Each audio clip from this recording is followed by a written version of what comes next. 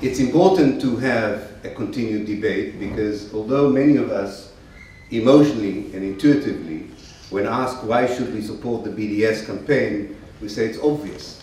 What else do you think we should do, given what the Israelis are doing or have been doing, and given the atrocities on the ground? But I think that we owe to ourselves and to those who are listening to us, and to those, especially to those who are not absolutely convinced that we are right, we owe an analytical explanation, a logical explanation, not just an emotional explanation that says, well, they're Israelis, what else do you want us to do with them? If we don't bomb them, we boycott them. That explains why the BDS is such an appropriate strategy, both from the ethical point of view and from the utility point of view. I think these are very important issues, and I'm not sure that those of us who've been engaged in BDS from the very beginning have the best answers so far for these questions, because they're not easy questions, especially when the issue is presented to people who are not deeply involved in the Palestine issue, or are presented to people who, for very good reasons, believe that dialogue, a peace process, a change from within may be a better way forward. So I think I would like to divide my short intervention to three short questions. One is, why BDS? Second, whom should we target in the BDS? And the third one is, how should we target it? And just in a soundbite, answer all these three questions that I decided to ask myself, and you happen to be here listening to me, talking to myself. So, why BDS? And I think it is important to understand that the movement, the idea for boycott, divestment, and sanction emerged when enough people were convinced that the peace process was going nowhere. It's not that people who support today the BDS were against the peace process before. The peace process had its chance, had its moment in history. It was abused. It was not a real peace process. It had very little to do with the realities on the ground. But nobody knew everything about it in such a way when it happened. It took time for us all to mature and understand that this is not only not the way forward, but that allows Israel to substitute its means of oppression, occupation, with different ways and under the umbrella of a peace process. So one important thing is to understand that the movement is emerging or emerged out of the failure of the peace process.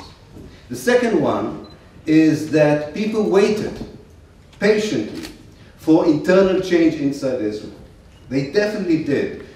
Whether they were Palestinians or supporters of Palestinians or people who supported the idea of peace and reconciliation in Israel and Palestine, waited, as sometimes happened, from a movement from within to transform the idea of Israel from a racist, apartheid, colonizing state into an open, democratic, peaceful state.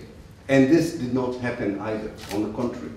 If there is any obvious development in Israel, is a further entrenchment of the Israelis as a political system and as a society in its inflexible, intransigent position towards the idea of reconciliation and peace.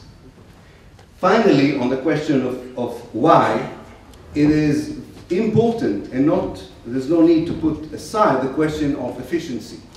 Even if you are convinced that a strategy you support is ethical and morally just and valid, you still have to ask yourself, will it work? Am I not wasting my time whether I could do other things? And I think that both the history of the struggle against apartheid in South Africa and both the way that the BDS movement itself is continuously asking itself what is the best strategy shows us that there are tangible results, which were already mentioned before, for this movement.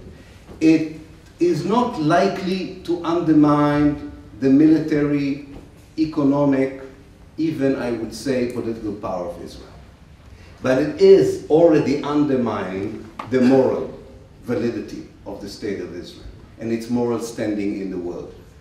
And Israel without the moral validation, Israel without the ideological, ethical support, would not be able to pursue its policies for too long, even if it still would have the financial, economic capacity and the military might.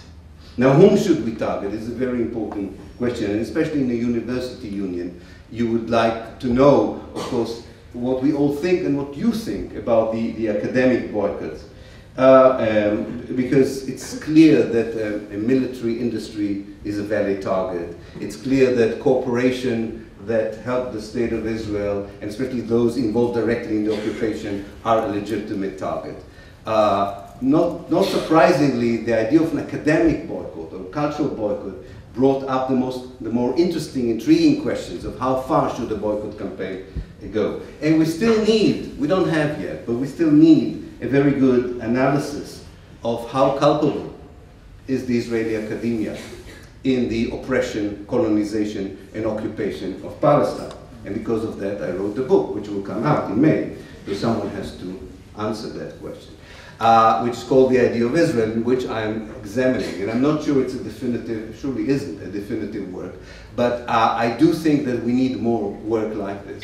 I found that, to my great surprise, what I knew intuitively about the involvement of the Israeli academia in the occupation, in the colonization, was just a modicum of what the Israeli academia is really involved in terms of maintaining the oppression and dispossession of the Palestinian people from 1948 until today.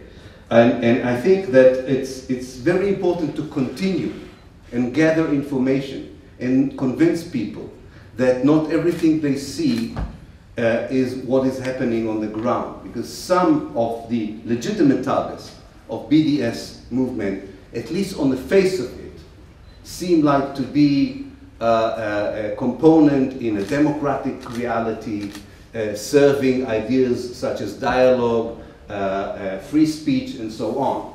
And it's much more difficult to expose their part in the occupation, dispossession, and so on. And since I have 2 moments, something about the how, but I hope we'll talk about it more. I think that it's important to remember that the BDS is a strategy, or even a tactic. It doesn't replace the liberation struggle as a whole. It sometimes has a bit of a tendency to do it. It should not do this. The Palestinians have an important issue of representation, which they haven't solved. And until they don't solve it, even the best BDS campaign will not be successful.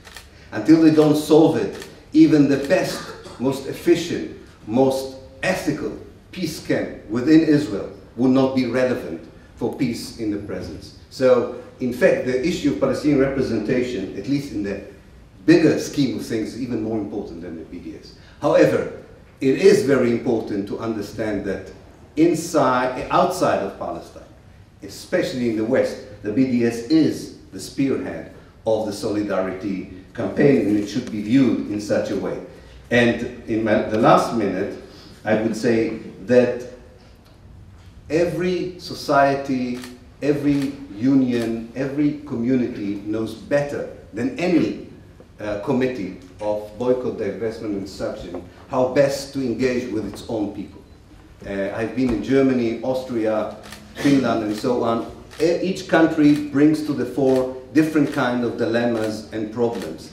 And the decentralized nature of this campaign, in fact, sometimes the individual nature of this campaign makes it such a powerful campaign.